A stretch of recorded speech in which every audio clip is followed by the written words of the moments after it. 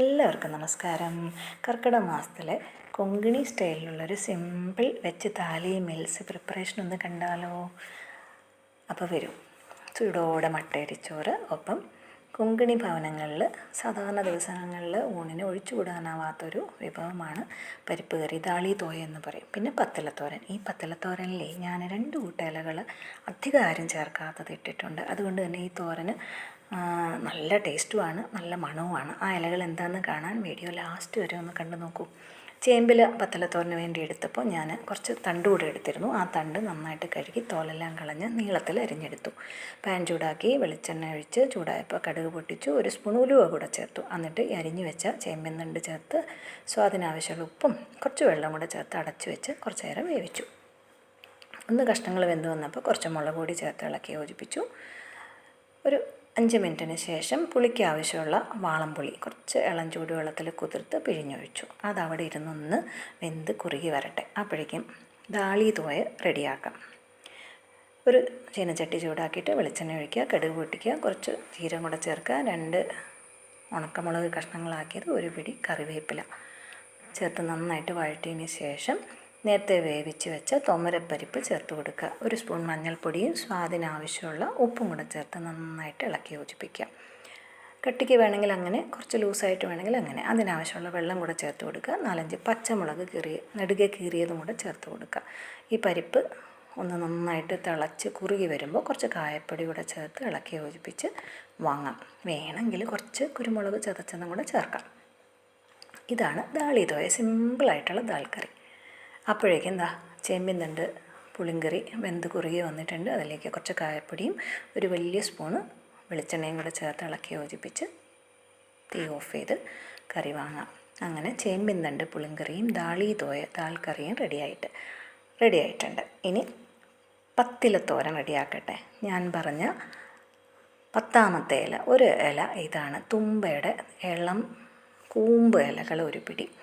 പിന്നെ എടുത്തിട്ടുള്ളത് സാമ്പാർ ചീര, ബസലച്ചീര എന്ന് പറയും. കോവലിൻ്റെ ഇല, പയറിൻ്റെ ഇല, ചേനയുടെ ഇല, കുമ്പളത്തിൻ്റെ ഇല, പിന്നെ മത്തൻ്റെ ഇല, ചേമ്പിൻ്റെ ഇല, പച്ചച്ചീര എടുത്തിട്ടുണ്ട്. പിന്നെ ഒരു സ്പെഷ്യൽ ഇല എടുത്തിട്ടുള്ളത് മുത്തിൽ അഥവാ കൊടങ്ങലാണ്.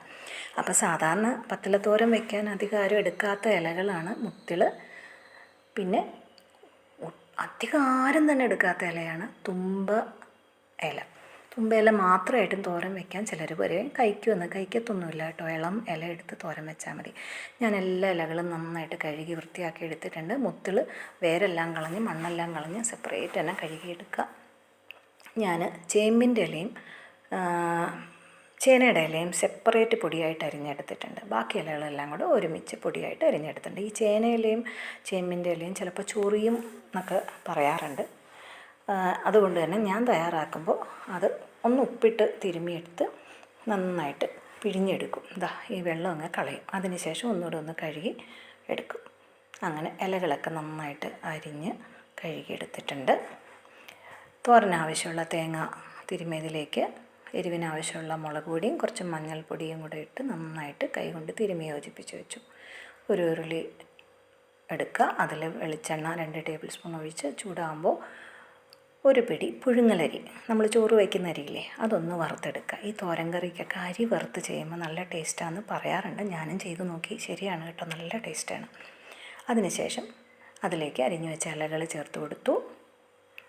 സ്വാദിനാവശ്യമുള്ള ഉപ്പൂടെ ചേർത്ത് നന്നായിട്ട് ഇളക്കി യോജിപ്പിച്ച് സ്ലോ ഫ്ലെയിമിൽ അടച്ച് വെച്ച് ഒഴിച്ചു. ഒരു 10 മിനിറ്റ് കഴിഞ്ഞപ്പോൾ ഇലകളൊക്കെ വെന്തിട്ടുണ്ട്. അതിലേക്ക് നേരത്തെ തയ്യാറാക്കി വെച്ച തേങ്ങ, മുളക് പൊടിയും മഞ്ഞൾപ്പൊടിയും തിരുമ്മി തയ്യാറാക്കി വെച്ച തേങ്ങ കൂടെ ചേർത്ത് കൊടുത്ത് നന്നായിട്ട് ഇളക്കി യോജിപ്പിച്ച് 1 ടേബിൾ സ്പൂൺ വെളിച്ചെണ്ണയും കൂടെ ചേർത്ത് അടച്ച് വെച്ചു ഒരു 5 മിനിറ്റ്. അപ്പോഴേക്കും പത്തിലത്തോരൻ റെഡി. ഈ കർക്കിടക മാസത്തിൽ നിങ്ങളിൽ മിക്കവാറും എല്ലാവരും തയ്യാറാക്കി കാണുമെന്ന് തോന്നുന്നു പത്തലത്തോരൻ. ഇനി 10 ഇലകൾ കിട്ടിയില്ലെങ്കിലും വേണ്ടില്ല, ഇതിലേതെങ്കിലുമൊക്കെ ഇലകൾ ഈ മാസം കഴിക്കുന്നത് നല്ലതാണ്. കർക്കിടക മാസത്തിൽ മാത്രമല്ല കേട്ടോ, ഇലക്കറികൾ എപ്പോഴും ആഴ്ചയിൽ മിക്കവാറും 2-3 ദിവസങ്ങളിലെങ്കിലും കഴിക്കുന്നത് വളരെ നല്ലതാണ്. ഭക്ഷണയോഗ്യമായ ഏത് ഇലകളും കഴിക്കാം. ഇപ്പോൾ എല്ലാവരും വളരെയധികം ഹെൽത്ത് കോൺഷ്യസ് ആണ് ഈ വക കാര്യങ്ങളിലൊക്കെ. അപ്പോൾ മിക്കവാറും എല്ലാവരും ഒക്കെ തയ്യാറാക്കി കഴിക്കലുണ്ടായിരിക്കും. അപ്പോൾ ഊണ് വിളമ്പുകയായി നല്ല മട്ടയരിച്ചോറ്, ദാളി-തോയ്, ചേമ്പിൻതണ്ട്, പുളിങ്കറി, പത്തലത്തോരൻ, കൂട്ടത്തിൽ നാരങ്ങ അച്ചാറുണ്ട്, പിന്നെ വെള്ളപ്പപ്പടം, സാധാരണ പപ്പടം വറുത്തതും ചക്കപ്പപ്പടമുണ്ട്, പിന്നെ ഒരു പാത്രം, ഒരു കട്ടോരി അധികം പുളിയില്ലാത്ത തൈരും. അപ്പോൾ ഇതൊക്കെയാണ് ഈ കർക്കിടക മാസത്തിൽ സിമ്പിൾ വെജിറ്റേറിയൻ താലി ഞങ്ങളുടെ വീട്ടിൽ. അപ്പോൾ എല്ലാവർക്കും നന്ദി, നമസ്കാരം.